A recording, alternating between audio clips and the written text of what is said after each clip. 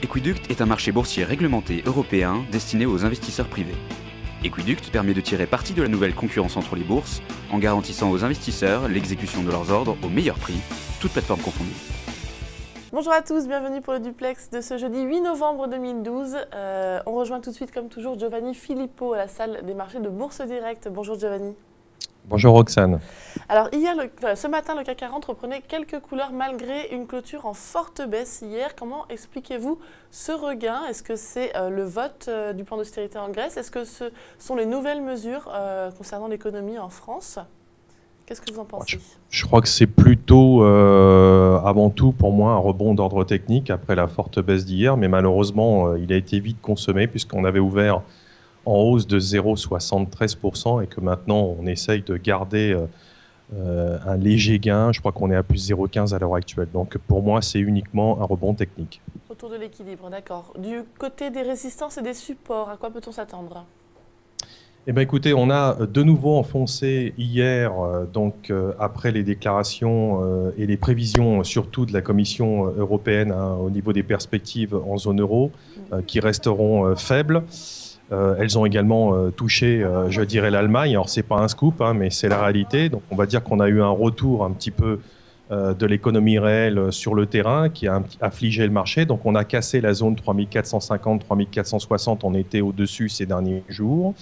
On avait même testé les 3500, 3515 hier. Donc, on a un signal de vente qui s'est activé hier dans le courant de la journée.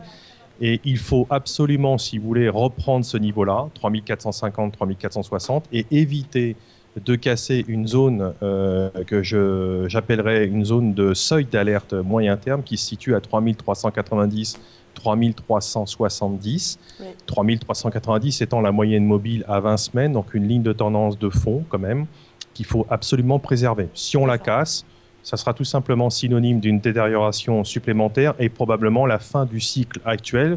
Pour rappel, on est dans un cycle depuis 3 mois dans lequel le CAC évolue dans à peu près 200 points de range jusqu'à là. D'accord, donc à ne pas casser, sinon on plonge. Du côté des valeurs, la Société Générale a annoncé hier un résultat net en baisse de 86% pour le 3e trimestre. Et malgré tout, le titre se porte plutôt bien aujourd'hui en séance. Comment est-ce que vous expliquez ce paradoxe ? Principalement, je dirais, surtout grâce au ratio Tier 1, parce que comme vous savez, BAL 3 impose un ratio de 9%. Donc pour la Société Générale, il est supérieur, il est à 10,3. Hier, on avait celui de la BNP qui était à 9,5, donc meilleur que celui de la BNP. Et puis, on peut dire aussi que c'est après la cession de ces filiales grecques et américaines et l'appurement des actifs dans le BFI qui ont profité, je dis bien profité, un court instant à la Société Générale qui était en hausse de plus de 3% et qui maintenant a nettement réduit ses gains. Voilà, donc on pense, nous, en ce qui nous concerne, qu'à moyen terme, le titre est bien valorisé. D'accord. Du côté des secteurs, ce matin, le secteur qui surperforme les autres, c'est les industriels. On a vu Vallourec, ST Microelectronics, Alcatel-Lucent et Alstom se placer dans les meilleures hausses du CAC 40. Qu'est-ce qui explique ce regain des industriels ? Alors, je vais mettre de côté STM et Alcatel parce qu'il ne se passe rien de particulier. STM, hier, avait été lourdement attaqué, 7% de baisse sur la séance, donc on va dire un petit rebond technique.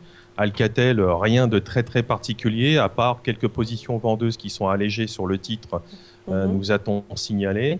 Par contre, le dossier Alstom continue, lui, à être bien orienté à la suite, je dirais, de ses publications d'hier et de l'intérêt que procure le titre, puisqu'il a une visibilité assez intéressante au niveau de son carnet de commandes de 52 milliards, soit près de 3 ans de visibilité concernant son activité. Donc c'est quand même assez positif par les temps qui courent.